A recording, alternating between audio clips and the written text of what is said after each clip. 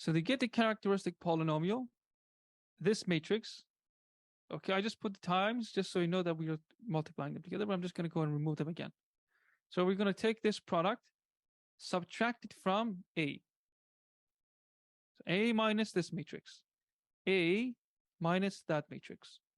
The difference we will put inside the determinant function, which will output the characteristic polynomial, which will look like, you will see what it will look like now.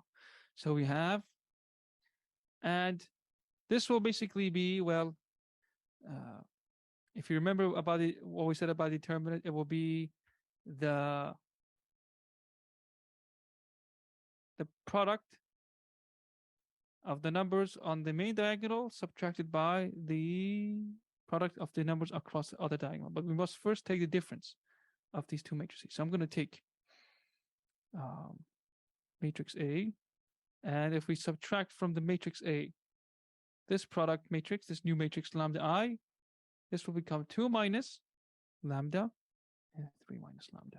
So the determinant of that, this expression times that expression minus this component times that component. And we will get the following polynomial. That is your characteristic polynomial. Step 3.